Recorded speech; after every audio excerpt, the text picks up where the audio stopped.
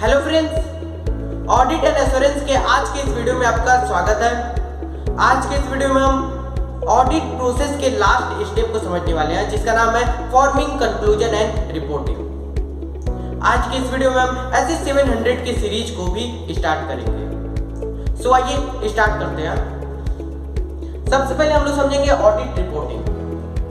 Report issued by auditor towards members regarding financial statement is known as audit report. आइए समझते हैं audit opinion. Audit opinion दो types के होते हैं, unmodified opinion and modified opinion. जब ऑडिटर कंक्लूड करता है कि financial statement are free from material misstatement, तो वह अनमोडिफाइड मतलब क्लीन ओपिनियन फॉर्म करता है। अनमोडिफाइड ओपिनियन के कॉन्सेप्ट को हम ऐसे 700 में समझेंगे। एंड नेक्स्ट है मोडिफाइड ओपिनियन। जब ऑडिटर कंक्लूड करता है कि financial statement are not free from material misstatement और unable to obtain sufficient and appropriate audit evidence, तो वह क्वालिफाइड एडवर्स और डिस्क्लेमर ओपिनियन फॉर्म करता है। मॉडिफाइड ओपिनियन के कॉन्सेप्ट को हम ऐसे 705 में समझेंगे। एंड नेक्स्ट है financial reporting framework. A framework under which financial statements are presented is financial reporting framework.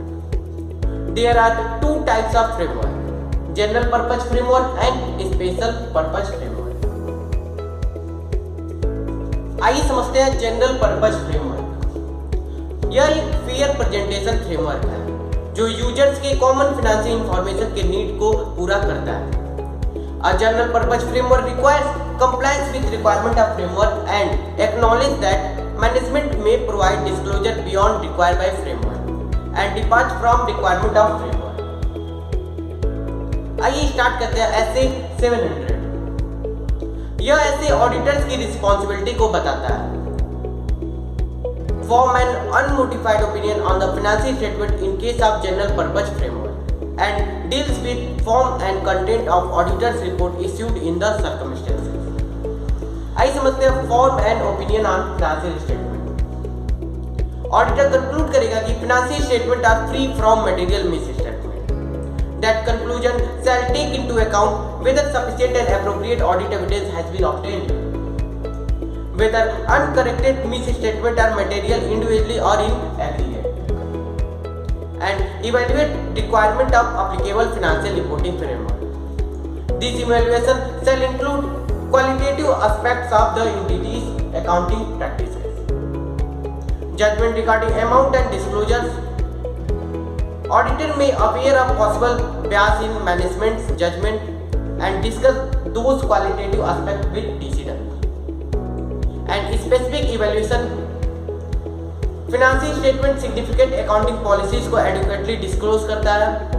सभी accounting policies applicable financial reporting framework के अनुसार कंसिस्टेंट है and accounting estimates made by management are reasonable and information content in financial statement is relevant, reliable, comparable and understandable.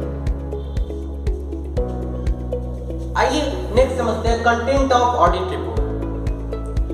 First है title, independent auditor's report. Next है addressee name, address to those for whom the report is prepared. Next है auditor's opinion। सबसे पहले हम लोग intro para बताते हैं। Intro para में हम कंपनी को आइडेंटिफाई करते हैं और बताते हैं कि financial statement have been audited and प्रत्येक स्टेटमेंट जो फाइनेंशियल स्टेटमेंट कंप्राइज किए हुए हैं की टाइटल को बताते हैं। Summary of significant accounting policies and date and period of balance sheet and profit and loss. Next हम ओपिनियन देते हैं। इफ अनमोडिफाइड ओपिनियन है तो फॉलोइंग फ्रेजेस को यूज करते हैं, such as in our opinion the accompanying financial statement present fairly in all material respect or give a true and fair view.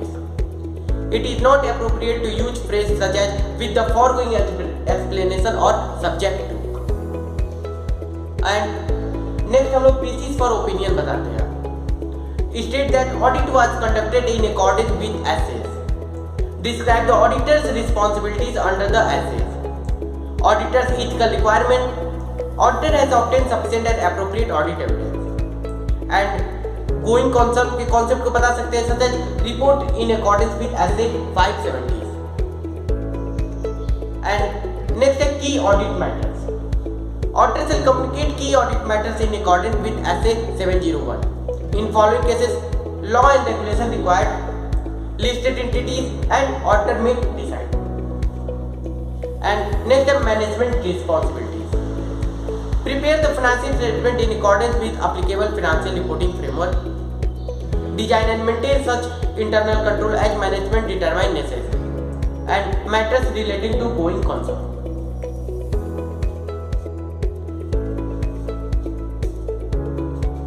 Next are auditor's responsibilities. Obtain reasonable assurance about financial statement. Issue an auditor's report. Detection of misstatement. Definition or description of materiality. Auditor exercises professional judgment and professional skepticism. Identify and assess risk of material misstatement. To obtain sufficient and appropriate audit evidence. To design and perform audit procedure. To obtain an understanding of internal control. Evaluate appropriateness of accounting policies. Conclude on the appropriateness of management use of going concern. Communicate with DCWG. Planned scope and timing of audit. Significant audit finding and significant deficiencies in internal control. Compliance with ethical requirement and to report on key audit matters. Report on other legal and regulatory requirements. आइए next समझते हैं signature of auditor.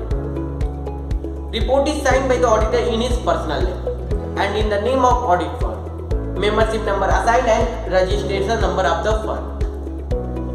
And next the auditor's address. Location such as city where the audit report is signed. And last date of the audit report. Report shall be dated no earlier than the date on which the auditor has obtained sufficient and appropriate audit evidence.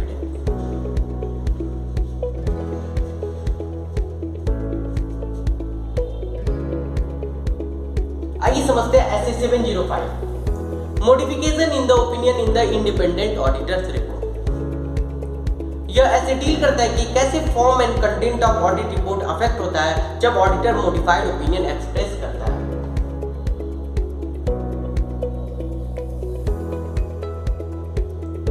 अगर auditor conclude करता है कि financial statement और not free from miss statement और वह material तो है but pervasive in nature नहीं है तो वह क्वालिफाइड ओपिनियन देता है. सेम लाइक अगर ऑडिटर कंक्लूड करे कि फाइनेंशियल स्टेटमेंट और not free from miss statement और वह मटेरियल और परवेसिव है तो वह एडवर्स ओपिनियन फॉर्म करता है. अगर auditor unable to obtain sufficient and appropriate audit evidence जो मटेरियल तो है बट परवेसिव इन नेचर नहीं है तो वह क्वालिफाइड ओपिनियन देता है.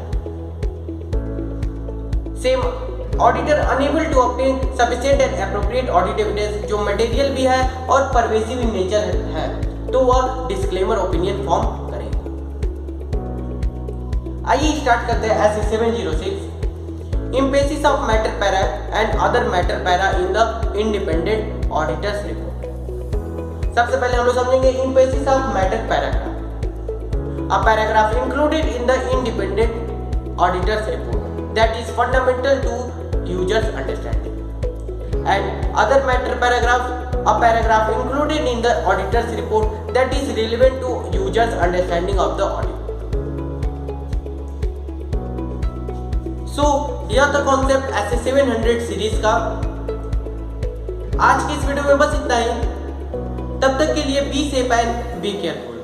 Good bye and thank you.